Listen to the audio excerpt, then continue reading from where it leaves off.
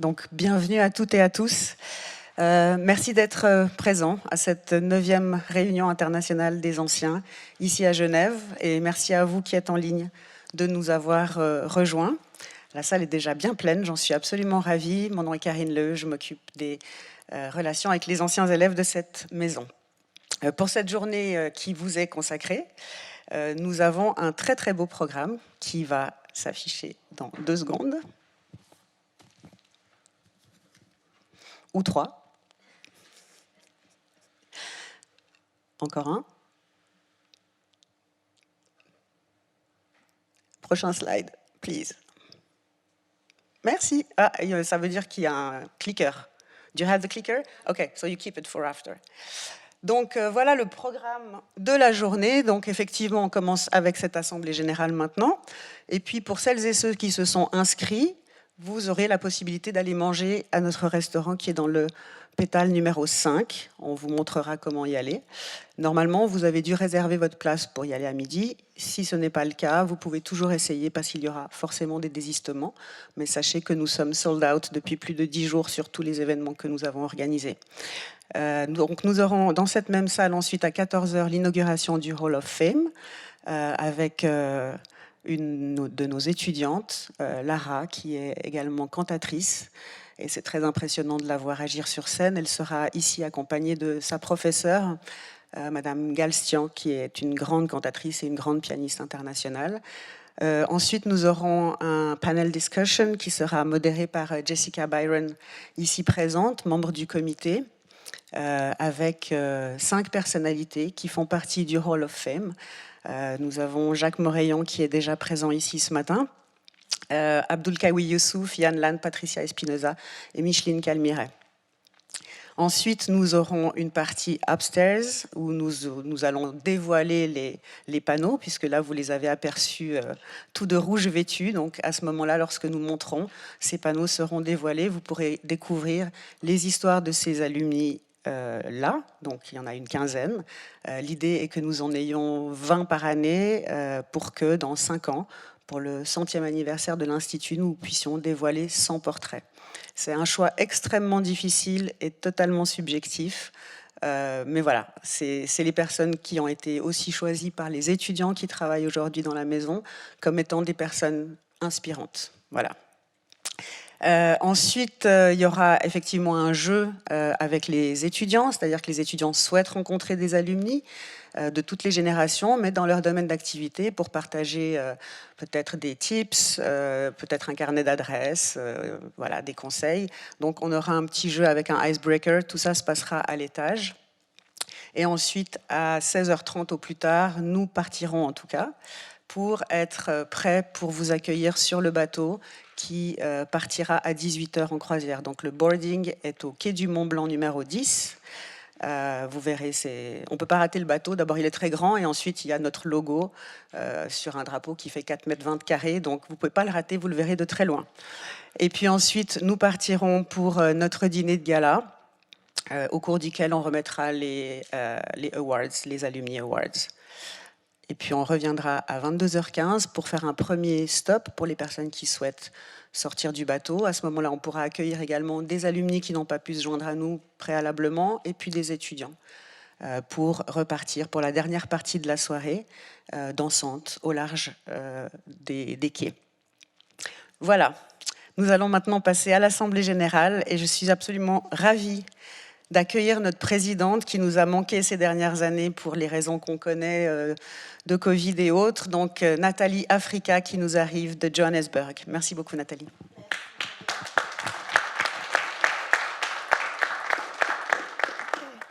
Donc bonjour tout le monde, bienvenue. C'est vraiment pour moi un plaisir d'être ici aujourd'hui parce que depuis 3 ans, on n'a pas pu venir à Genève à cause bien sûr de la pandémie. Donc je vous vois tous présents et it's really fantastic de continuer l'engagement, mais en personne. Et je ne suis pas la seule, je pense, dans le comité, il y a aussi Jessica Byron qui vient de Trinidad, qui n'est pas venue depuis 3 ans.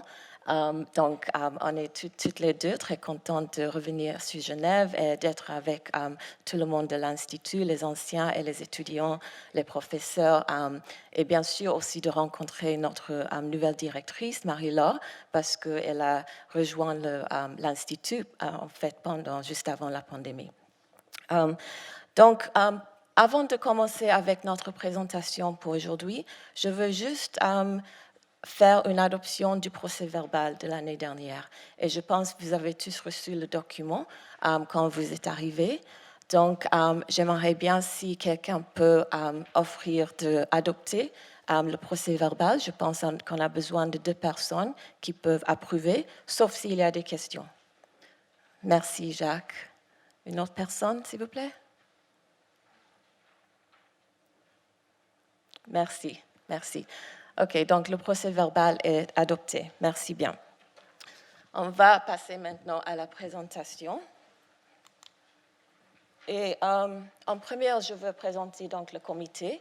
Je pense que vous nous connaissez, mais il y a des membres qui ont rejoint le comité dans les 2 dernières années et qui ne sont pas encore venus.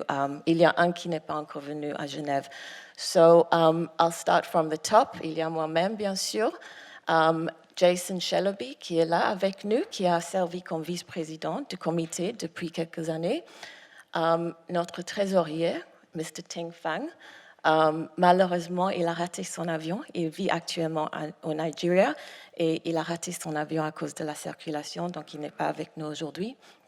Mr. Ting Fang, en fait, on va vous inviter tout à l'heure à le réélire parce qu'il a servi son premier terme de 4 ans et on aimerait renouveler son terme sur le comité. Et puis, on a ambassadeur Walid Abdel Nasser, who is here. Jessica Byron, Professor Jessica Byron. Brindusa Burrows is a new committee member who joined about a year ago, and she is unfortunately not here today, but you'll meet her later on in the afternoon. Jasmine Danzesen, who is here, and Marcus Torino is a new committee member who started last year. He's actually based in Brazil. His wife is about to have a baby, and that's the reason why he couldn't come this year, but I'm sure we'll see him next year. So that's the alumni committee that we have that is representing your interests with the Institute. And before I move on, could I please just ask if you are happy to re-elect Mr. Ting Fang to the committee for another term? Yes, thank you. I'm also going to signal that there will be a couple of small changes in the committee this year, not in the composition, but in terms of our governance. Jason Shellaby has been serving, as I said, as vice president, and he's going to step down from being vice president at this AGM, but he's going to continue to serve on the committee.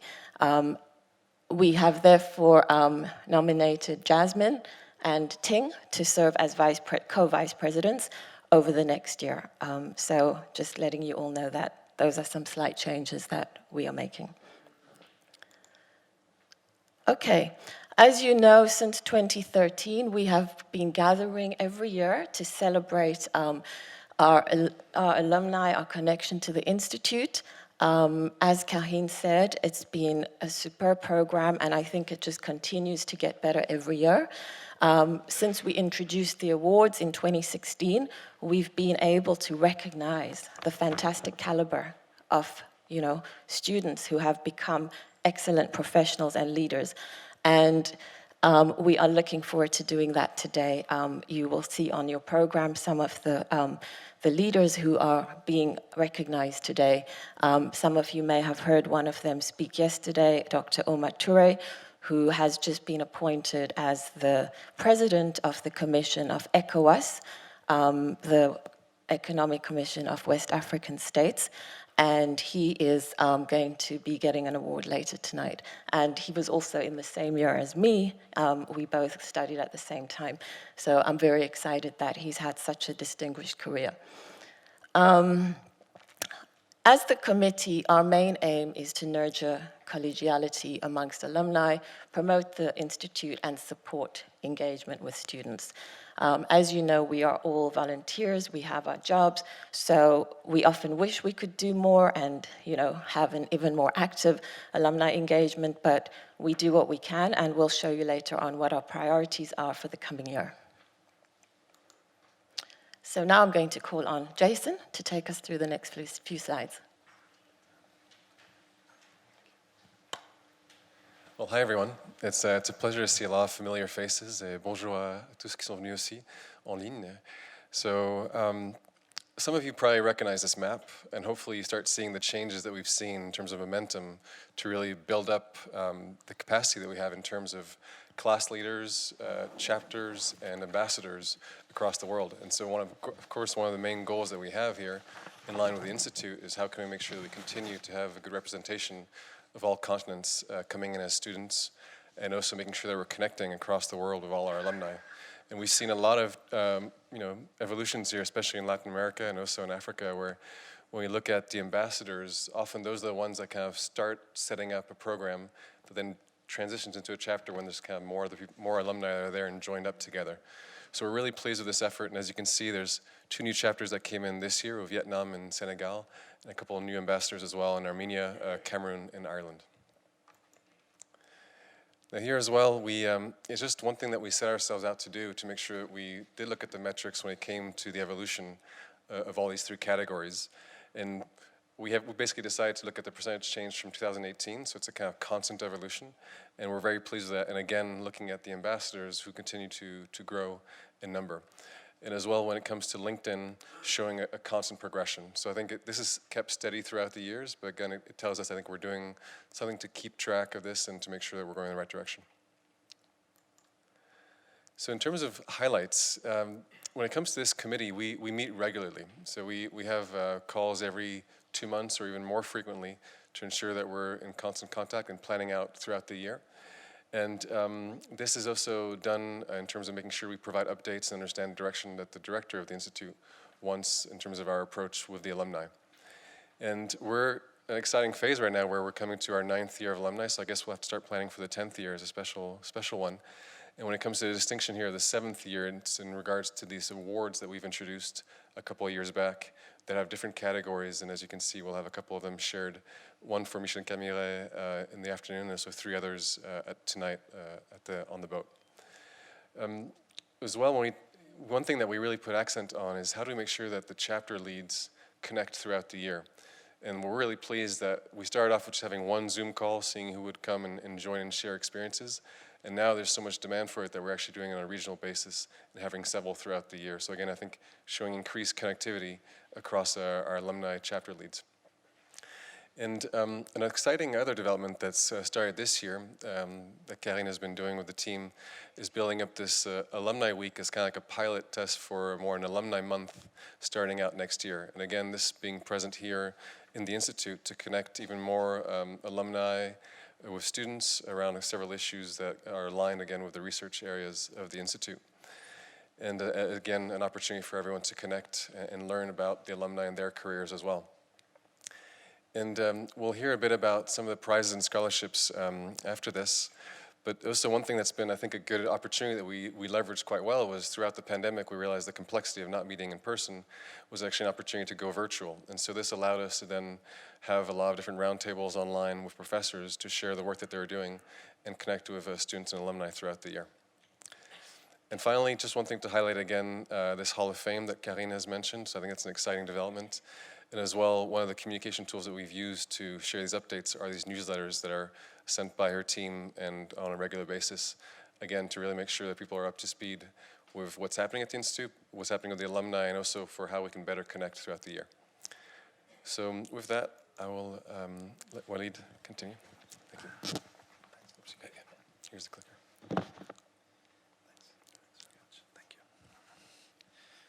Bonjour, mesdames et messieurs, c'est mon grand plaisir d'être avec vous aujourd'hui et j'ai le plaisir de parler avec vous concernant deux points, scholarships and prizes. And we're talking here about 3 scholarships provided by the alumni or the alumni chapters, some of the alumni chapters, as well as 1 prize. The alumni scholarship started in 2013, and this covered the academic fees and the living cost for 1 student for 1 year, and it's for 1 year. These funds are collected through donations as well as through a silent auction that's done every year in the annual reunion of the alumni. For this year, the beneficiary of that alumni scholarship is Ms. Rituparna Vishwanath. She's pursuing her master's in international economics. In 2019, she joined the Hanken School of Economics in Finland to complete her MSc in economics, where she received the premium scholarship. Her thesis studied impact of women leadership on corporate boards of public companies. In 2021, she received the Alumni Community Scholarship, which enabled her to pursue a second master in international economics at the Graduate Institute in Geneva and be part of this vibrant and diverse spirit. The second actually was earlier than that. It started in 2009, but by the Washington chapter, the Washington DC Alumni Chapter. This was meant to promote awareness of the Geneva Graduate Institute in the United States. The beneficiary of that scholarship is Ms. Kolani Abendroth Diaz, and she's a first-year PhD candidate in International Relations Political Science. She holds a Master in Social Psychology from Princeton University and a Master of Science in European Integration, specializing in economics and security from the Institute of European Studies in Brussels, Belgium. Moving to the third one, it was the most recent scholarship established in 2019 by the Alumni New York chapter. This was again to promote awareness of the Geneva Graduate Institute in the US, while also helping the institute recruit graduate students of high caliber. The beneficiary of this scholarship is Ms. Ryui Song, who's pursuing her master's in international economics as a first-generation college student. Her master's studies wouldn't have been possible without this scholarship. The last, or the prize actually would, sorry, so thank you, Jasmine. The prize I'd like to mention after that is the prize of the best thesis, and this is for an amount of 2,000 Swiss francs. This year the beneficiary is Miss Anne Catherine Funk, who is an economist at the Forecast and Analysis Switzerland Division at the Swiss National Bank. She's also a consultant at the European Central Bank. So these are the 3 scholarships and prizes that the alumni committee and alumni chapters fund every year. Thank you very much. I give now the floor back to Natalie.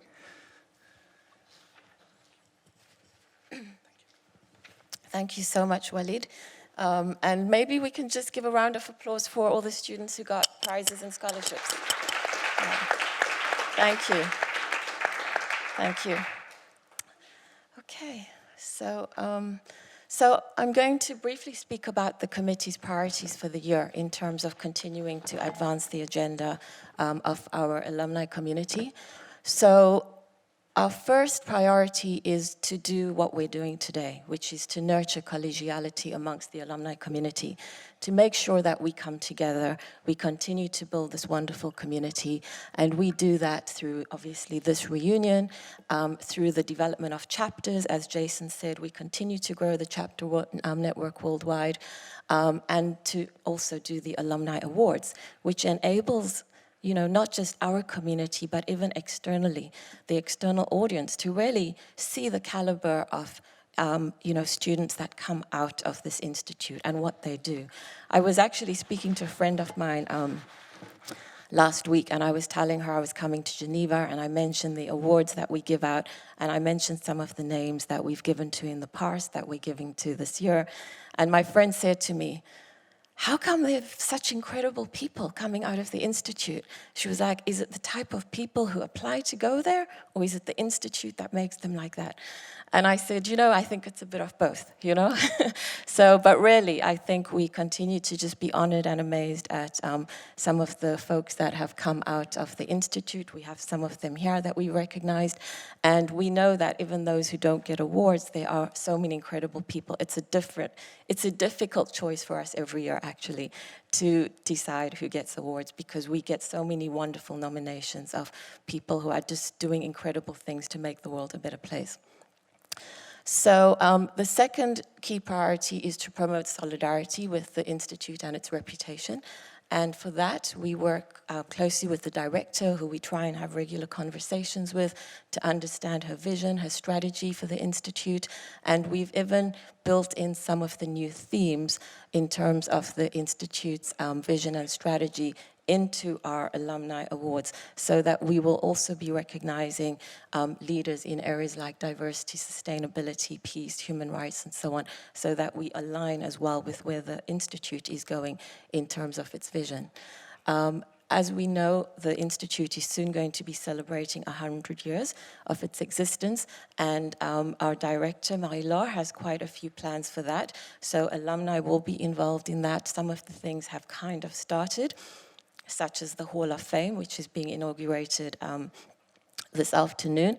All that is definitely about promoting the visibility of the Institute and making sure it continues to be a strong, robust institution after its 100 years. We try and work with professors as much as we can. Jason mentioned the webinars. That's a chance now to make, before we used to try and concentrate on when professors traveled, and then chapters would try and invite professors to do talks and lectures. I know I organized a few when I was still living in New York, but now we can do it virtually as well. So, you know, Karine and her team have done a great job since the pandemic started to actually get professors and other speakers involved in webinars that can reach people wherever they are in the world. Supporting the recruitment of students and scholarships, as we just mentioned. We would like to do even more around scholarships, because Geneva is an expensive city. The need for students to be able to come here from developing countries, be able to live here without worrying about how they're going to feed themselves or shelter themselves is really important. So for all of you who have contributed to scholarships, whether through the raffle, through making a donation when you were buying your ticket, thank you. And we hope to continue to do this mobilization even more in the coming years through some of the regional chapters as well.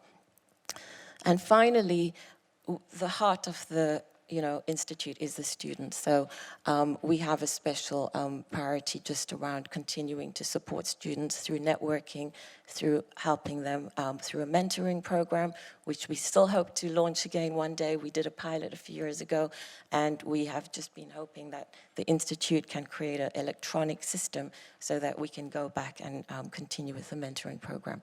So those are our key priorities for the year, and this is also our last slide. So we're going to stop here and invite any questions and comments from you as the audience on the priorities or on anything that we have presented this morning. So thank you.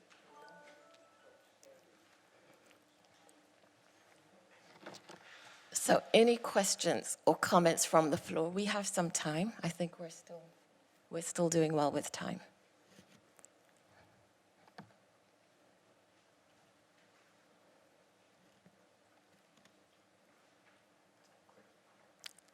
Everything's clear, pas de questions? Is there anything that you feel, we are neglecting, that you would love to see more? Or is there anything you want to hear about the Institute? I'm sure Karine would be happy to answer any questions if you have anything you want to hear from her as well. This is an opportunity. Somebody has to be the icebreaker. Go ahead, Jacques. Let me bring you the mic. Oh, okay, she's bringing you one.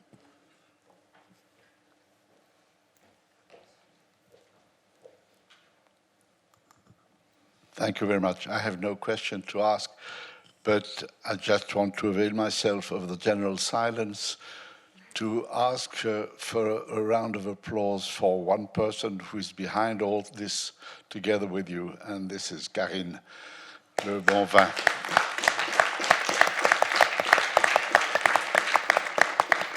I mean, it's incredible what you all together, but particularly Karine, have made of this group of former institute students.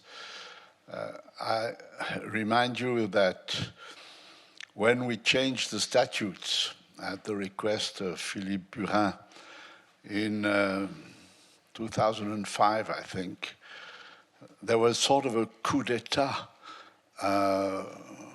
which I was asked to lead and which provoked a considerable reaction from some of the 16 members of the association.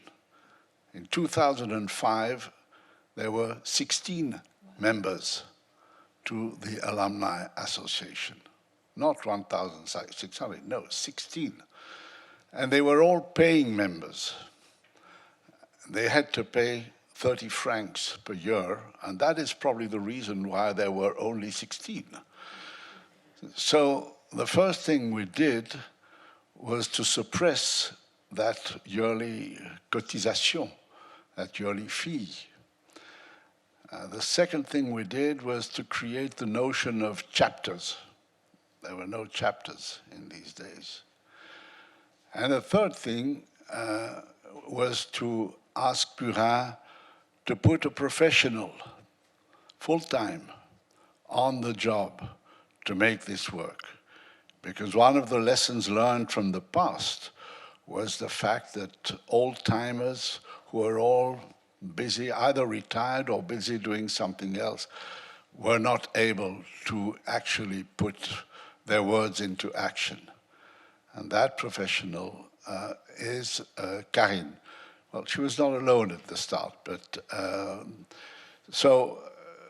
the present mixture, I think, is the right one, and particularly the financial support given through her office by the Institute. I mean, you volunteers are giving your time, but you are all very busy also. So you meet a few times a year by video, but the work behind has to be done by professionals and paid for also. And that was what Burin fully understood and what is now being taken over by the new director. So I personally marvel at where we are when I remember where we came from less than 20 years ago. That's all I want to say. Thank you.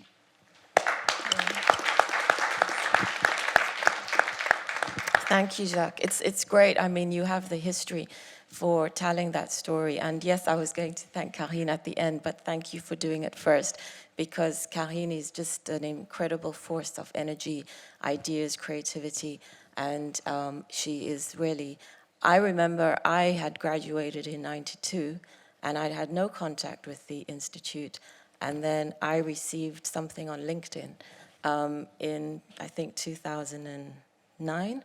I just got something popped up on LinkedIn. The Institute was trying to make contact with me. And, you know, like you said, it needs professionals to be able to do that kind of work. And as you saw from the graph that Jason showed, the numbers have just continued to grow in terms of Karine and her team reaching out. Yesterday with the graduations, they were with the students, encouraging them to start registering on the Alumni Network.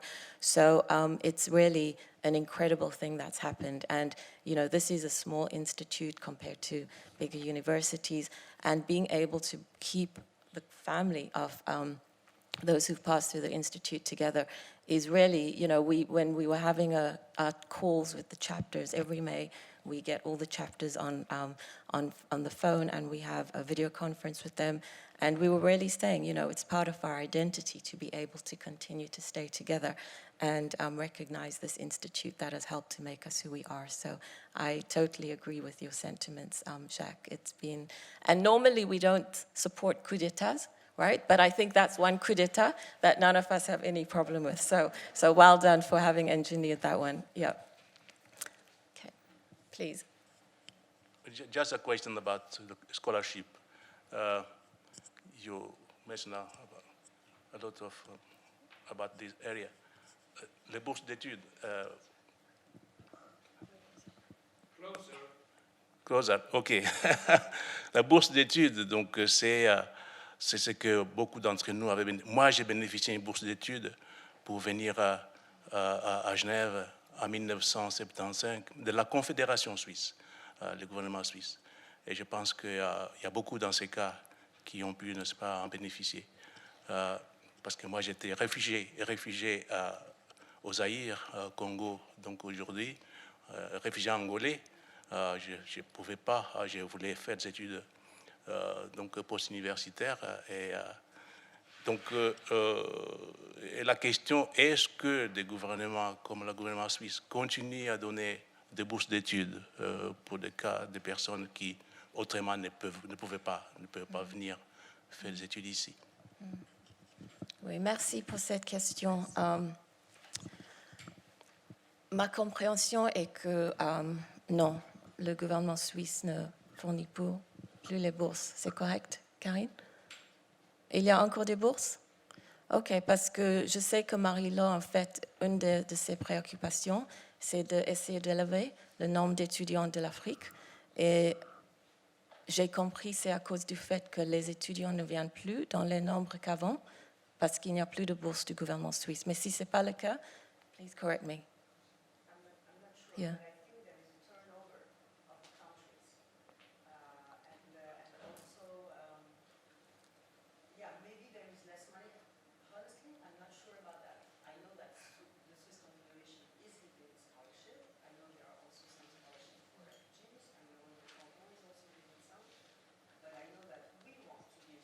Right. That's for sure. But for the government, I'm not sure. I think the government still continues to give some scholarship because they have also a role as a corporation, etc. Okay, if they do, I think it's minimal, because one of the things that Marie-Laure has expressed is her concern, as I said, that the number of students from Africa, I think it's 6% now, and it used to be quite a bit higher.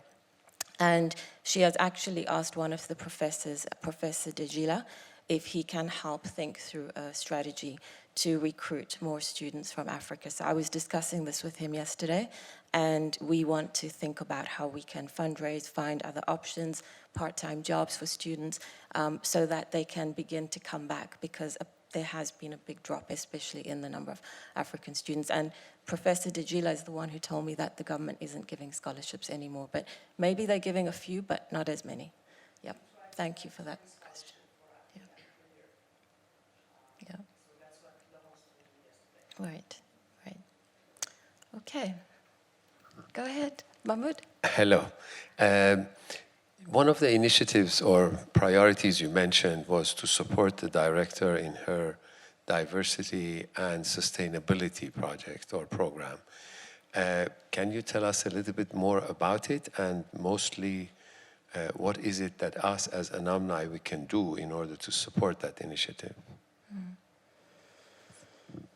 Okay. Do you want to try?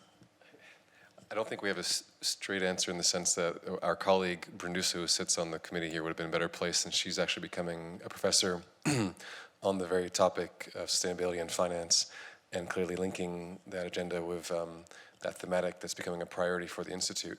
But I think one thing that we are thinking about as well is it goes back to the content that we disseminate through the alumni, thinking about run tables as well, opportunities to see how we bring this discussion to the fore.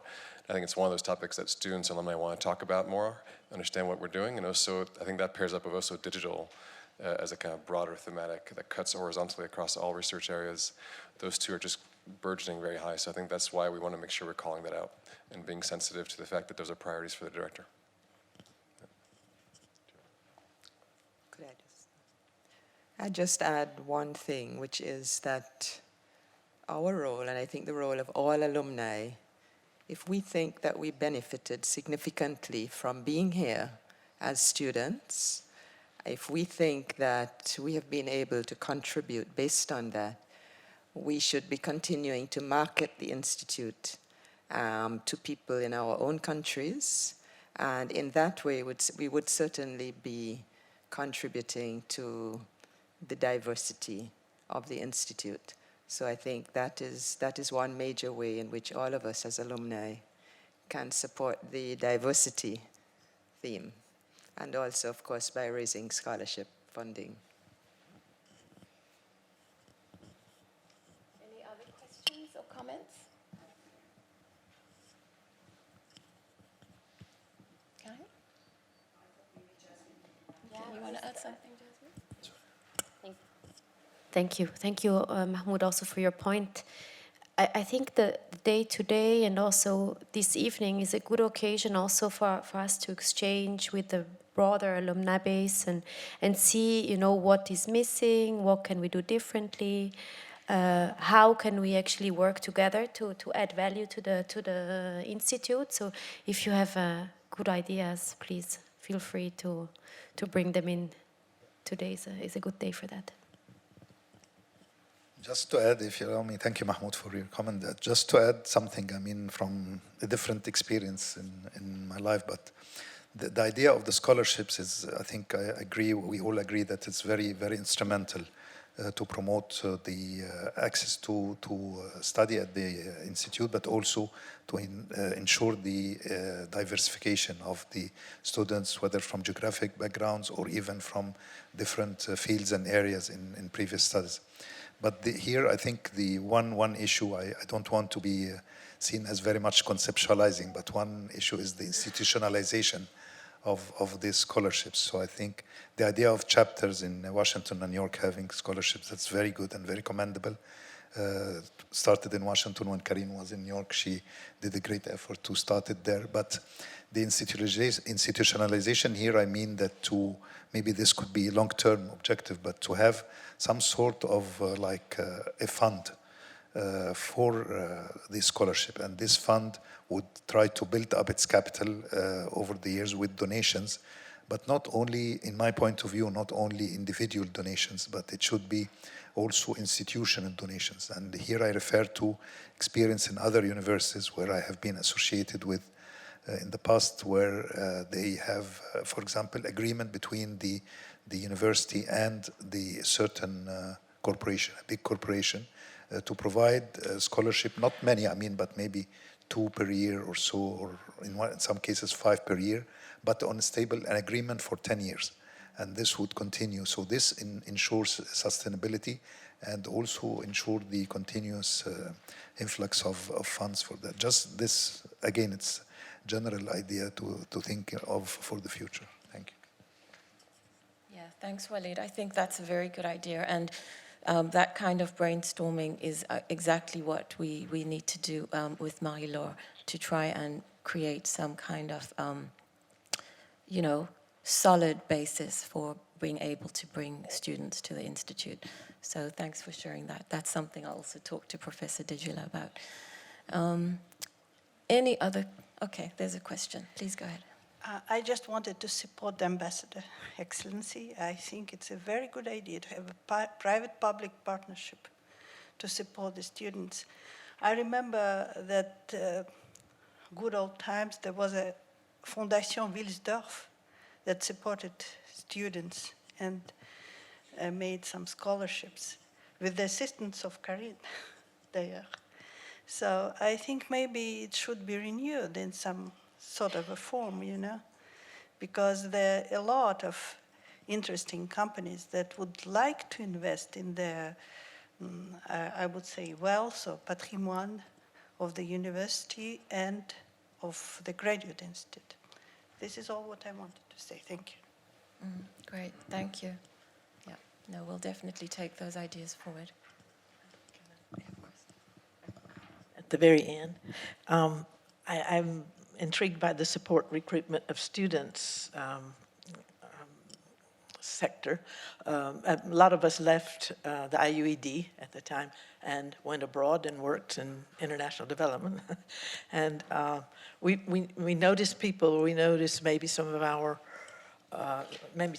employees, in fact, who would be, a very good contribution to this organization, to this institution, and would need to be recruited. Are there guidelines for who recruits? And we can all do something, but some of us are in the work world and we're not in the academic world. So we don't necessarily know students who are brilliant in academics, but they would be very good if they could get more education in this institution. And so I just wondered if are guidelines for kind of different ways of recruitment. I'll first, Karine, do you want to answer that or should I?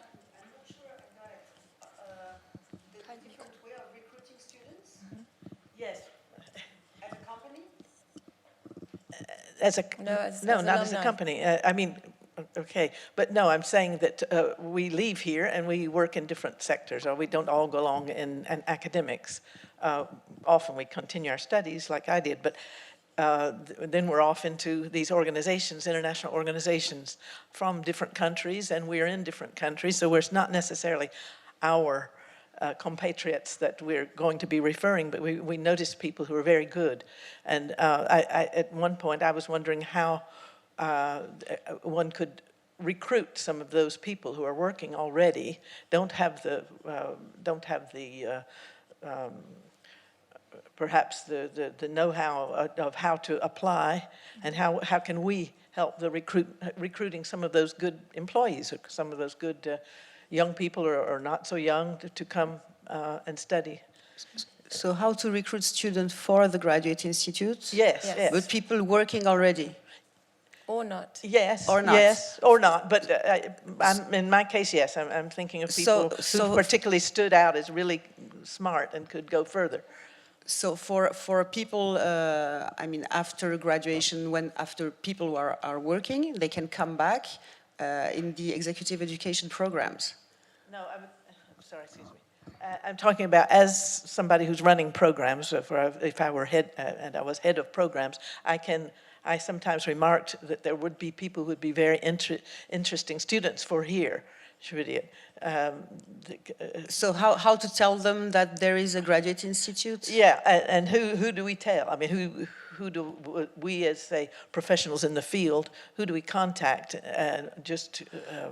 Well, I mean, then you can talk to that person and let them know about the Graduate Institute. Obviously, then yes. they will apply. Yeah. Then you can just let us know X or Y applied. But this is it. I mean, So it will make be no a difference with brochure? others, people who will apply from somewhere else. Okay, like there's a brochure, there's a process. Oh, yeah. Well, Okay. everything is online, of course. Thank you. Okay. And then we can send you links if you want to share links. And of course, as mentioned before, by the committee, we have the chapters. So sometimes the people do meet with the people in the chapters. And Ting Fang, who isn't here today, just launched the visit of the Great Wall every year with prospective students from China. And so they have the whole day, they can discuss about the Graduate Institute, they can give them tips, etc. But then when the people apply, it's the professors. They decide, and no one can say anything. We cannot push someone, not a guarantee, for example, that doesn't work. I remember I was in an embassy once with the ambassador and Mr. Burin, and the ambassador came to us and he said, well, my daughter was just rejected. And we were like, okay, so we cannot do anything. Either an ambassador or someone else. That's then the professor. But there is a process that can be identified. Absolutely, yes, indeed. And I think that it's not just in academics, because I understand a lot of people continue, which is great. But some just get off into these different, very, very different countries, and then you're kind of lost and don't know really how to hook up with the process of recruitment. So just let us know. We can send you everything. Maybe I'm thinking as I go along, but I think that it would be interesting to contact a lot of the international organizations that work in the field, and to let them know and have a recruitment process through them. Yeah, good idea. Thank you. No, I think it's a good discussion. I think all of us, see ourselves as ambassadors for the Institute, and wherever possible, we want to market the Institute, encourage folks to come and study here. As Karine said, some of the chapters have been very active in terms of speaking to prospective students, thinking through the applications with them, informing them about the benefits of the Institute. And so everywhere where there is a chapter or an ambassador of the alumni, students do actually reach out and say, you know, I'm thinking of applying, please can you give me some advice, and so on. So I think those are just some of the simple ways in which we want to support this. The Institute isn't that well known internationally, and yet it's such an excellent school, you know, so making sure that we can speak about it whenever we have an opportunity is what's really important, yeah, wherever we work, even if we're not in academia.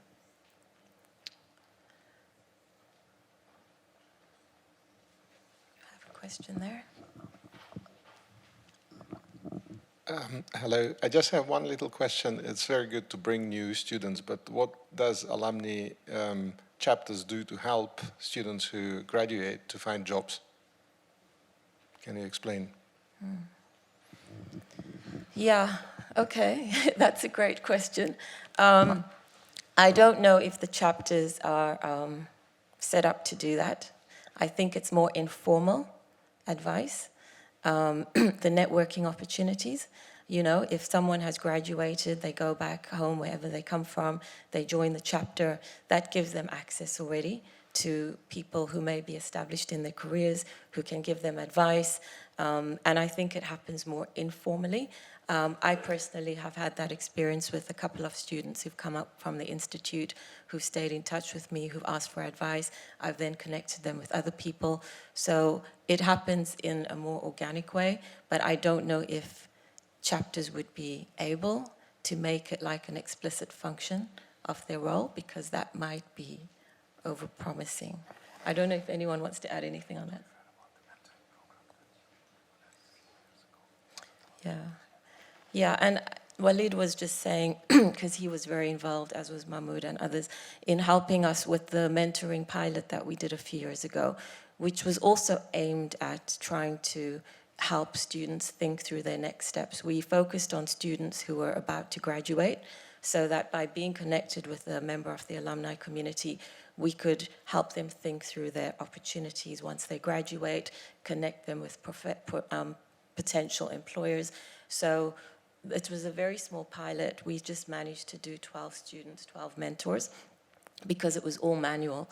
But the idea is, if we were able to scale it up and do something bigger, if a student has access to a mentor who's a professional, that can definitely be an opportunity to help them think through potential opportunities. And we are hoping we can get that mentorship program back on the road.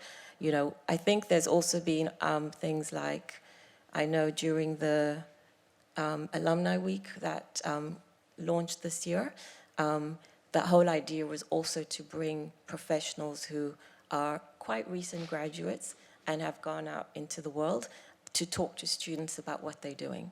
And so that was, you know, choreographed in a way so that, because sometimes if a student sees someone who's been in the workplace for 30 years, they're like, ooh, I don't know how I'll even get there. But if they speak to someone who's a more recent graduate, who just talks about what their trajectory has been for the few years since they came out, they can identify more with that, because that's their journey. So the idea of also bringing in those recent graduates during that Alumni Week, I think, was something Karine came up with, which is really good. Yeah. Okay. Anyone from the committee want to add anything on that?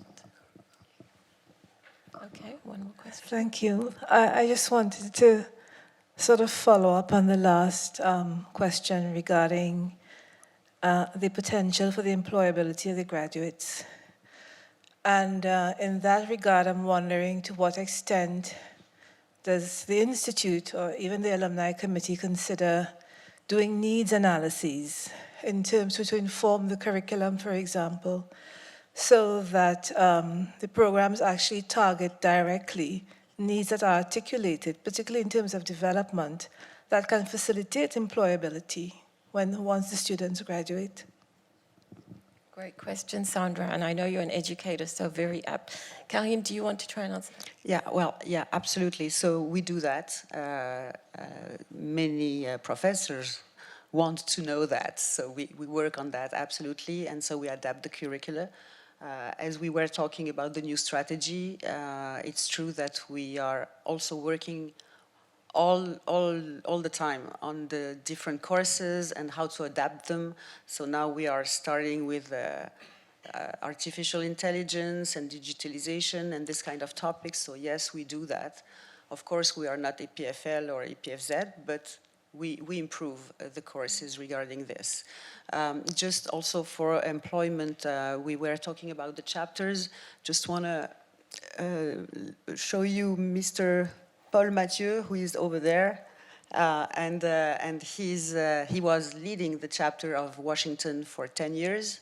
And I think he can give you some examples of students who arrived in Washington and how they helped them to find a job, to secure an internship or even a flat. So that's the kind of things that chapters can do, and we have a lot of examples regarding this. And also as an alumnus, if you are working either in an IO or an NGO or even in a multinational or a bank, you can talk to your HR department. You can let them know how good our students are and how good you are. And I promise, I mean, they come here, they try to hire once they have hired, they come back. So that's also a way to make sure that we are better known, and we are all ambassadors of this institution. So wherever we work, we do this job to make sure that students will get a position after us. So it's our job to do it well, if we can, as well as we can, yeah. Thanks, Karine. I don't know, Paul, do you want to add anything?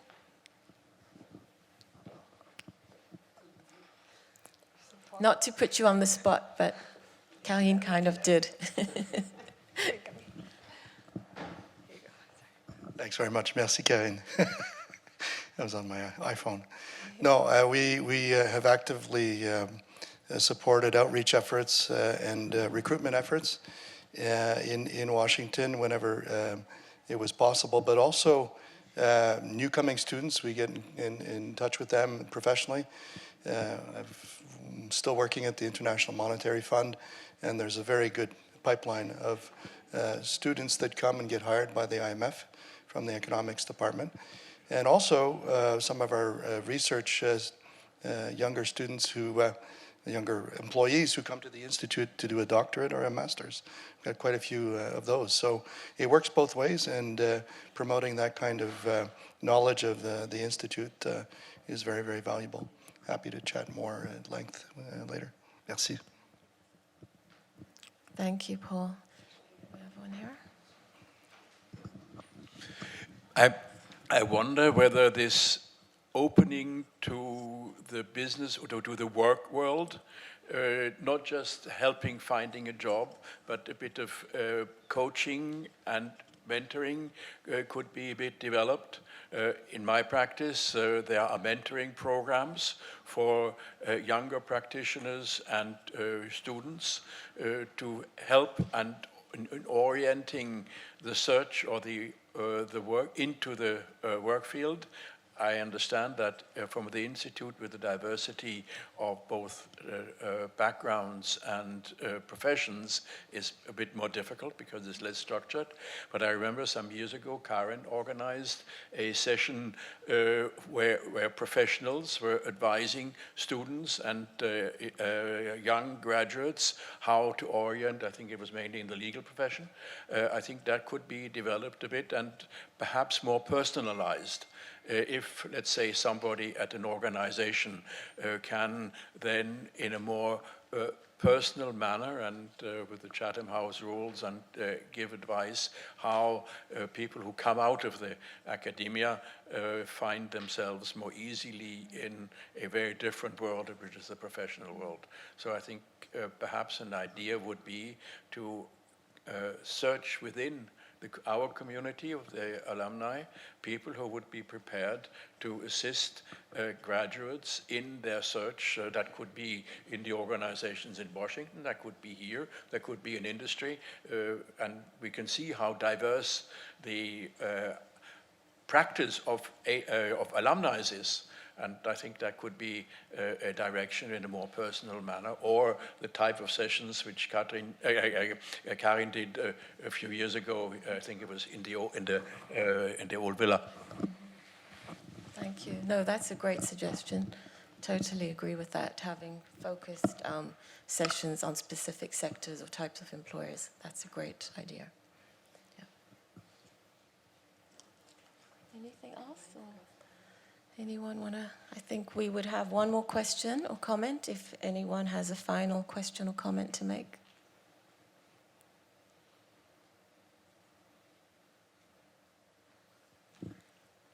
No? Okay. Okay, merci. It looks like we are finished then with our AGM session for today. And again, je veux juste remercier tout le monde qui est venu ce matin. You could have been in bed or at the gym or whatever, and vous avez choisi de vous présenter ici à l'Institut, d'être avec d'autres anciens et avec nous. And we really, really appreciate it. It's wonderful to see you again in person after 3 years. And we have a fantastic program today, as we said, the inauguration of the Hall of Fame, the dinner tonight. So I hope to see many of you during the rest of the day. And again, let's just end with a round of applause for our Karine, who makes all this possible. Thank you, Karine.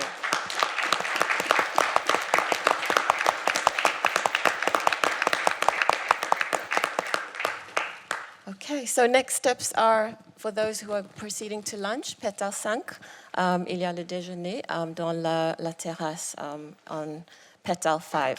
Thank you.